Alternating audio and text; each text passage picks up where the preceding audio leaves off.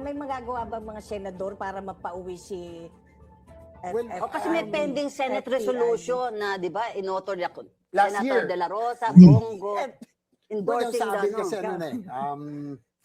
more of yung national reconciliation kasi parang mangyayari na lang. Although, syempre, kanya-kanya tayong position dyan, no? Na yung pagdala kay You voted yata in favor Pangulong Duterte. Sen. Tama G dito, no? of the Magaling sumingit si Attorney Jess, eh, no? Hindi, ganyan talaga, no? Yung parang magaling ka sa mga discussion, no? Isisingit mo yung kahit alam mong parang syempre offense yun, eh, 'di ba? Hindi ko naman sinasabi parang offensive, pero parang may atake ka na of course respectful, no? Pero parang hindi napansin ni Senator JV na inilagay siya sa tamang lugar. Kung saan yung lugar. Kuya tawa last night. resolution.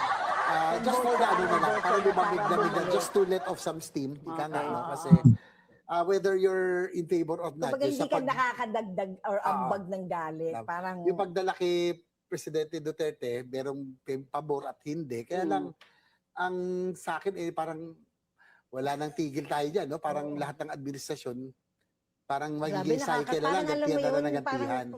So parang sa akin, sana matigil na yung ganun, na bawian na lang ng bawian. Oo, bawian yung parang lahat ng vindictiveness president Ito naman si Rupa may echo. Wag ganon! Nakulang na lang, himudi mo puwet ni Senator JB. Wag ganon. Sana matigil na. No? dapat kasi malapit na Hopefully 2028. magkaroon tayong reconciliation, ano man ang ating pong position, no? Ayan ang mali eh. Hindi ko alam kung bakit feeling, ano ba, yung pagkakadakip ba kay Duterte, pagkakalagay doon, ganti ni PBBM? Dahil? Saan? Hindi ko magets, no? Parang medyo mali wala sa lugar yan Senator JV. Pero mukhang malabo sa JV Let's say, manalo si VP Sara. It's just my humble opinion na I think the vengeance cycle will continue. Well, yun ang nakakalungkot kasi it started nung, sabihin na natin, panahon pa ni tatay ko. Ngayon gustong patigilin. Wala namang ginagawa si PBBM. Wala namang ginagantihan si PBBM. Parang mali. 'Di ba?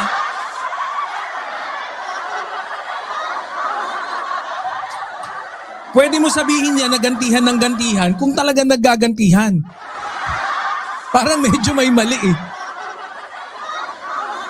GMA, parang lahat na pumalik. Ganun na lang eh. Lahat pinakulong, binawian. So, sana matigil Pero ito sa mga nangyayari ito. ano na siya ngayon medyo advanced age na. Medyo yung 86 memory niya na. medyo masama na. And nagkasama sila ni GMA, ni PGMA, in an event. Yeah. Walang sama ng loob. Wala. Yeah. Alam mo naman si Alam mo President sino Era, ano yan, ever since wala namang masamang tinapay dyan. Yeah. Talagang Okay. he has Anyway. always been magnanimous. Maybe they can show the way Yeah. to the future residents. Wala na nga eh. Ganun nga tawag ni Diyos eh. Wala na nga daw. Hindi na medyo ano na yung isip eh. Di ba? Yun ang hindi sa akin lang. No? Actually, okay naman eh. I can sense naman na in good faith tong si Senator JV. He's always naman ganun, 'di ba? Pero minsan yung hindi ko lang trip yung mga pinagsasabi niya. Hindi I feel like emotional si 'di ba? Etong si Senator JV. Medyo ma-emosyon, no? Madadali ka dyan, Brad. Sorry.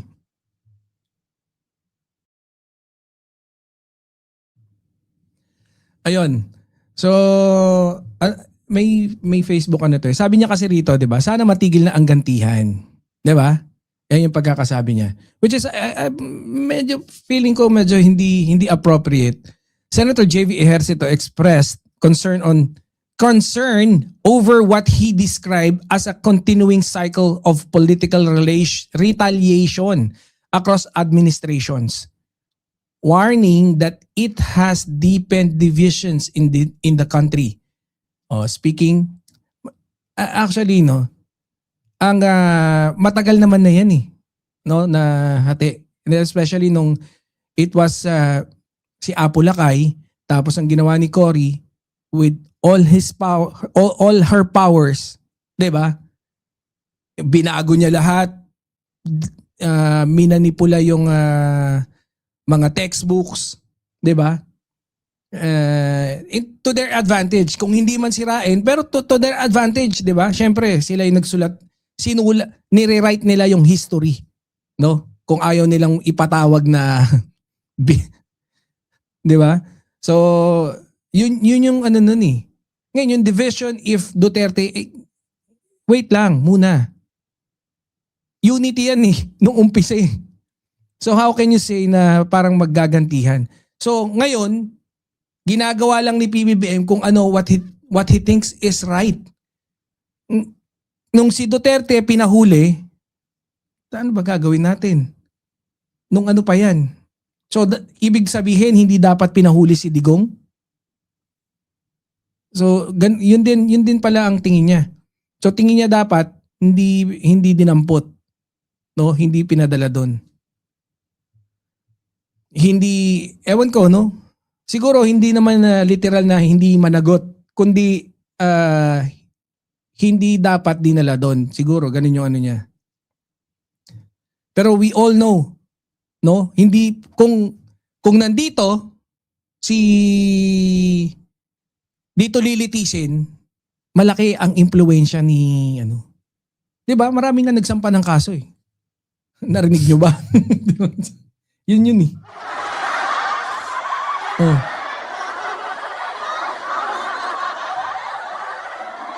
Ang mataas ang talagang sigurado diyan, 'di ba? Si Sara ang gaganti. Dapat ikulong niya no si Sara. Hindi na tapos ang gantihan diyan. Ngayon alam mo na ha. Senator JB ha. Talinuhan mo. Alam mo na gagawin mo. Ipakulong mo si Sara. Tapos ang gantihan. Sa tingin nyo dyan, sa baba, di ba? Biruin mo, ikulong mo.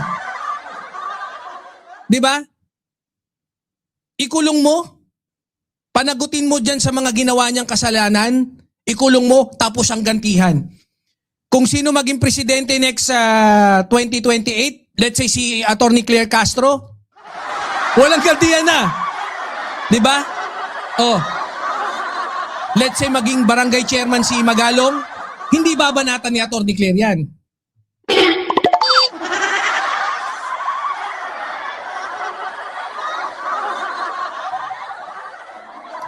Sure ball tayo dyan. So ngayon ha, Senator JB, sana i-share nyo tong video na to, makarating kayo dyan kay Senator JB. Makarating tong katalinuhan natin na ibinabahagi natin sa kanya. Senator JB, gumawa ka ng batas para pasagutin sa impeachment. Yang inang yan sa CBP Sara ha. Sige. So alam mo na gagawin mo ha. Pag yan nakulong, yung pinapangarap mo na yan na ehersito said practice of successive leaders going after their predecessor has persisted for decades and should come to an end. You can do something about it. You can lead the way. No? You can lead the way. Isampan nyo yung impeachment, ipakulong si Sara. Sigurado 2028, pagkatapos ng unang term ni PBBM, 2034, wala nang gantihan yan.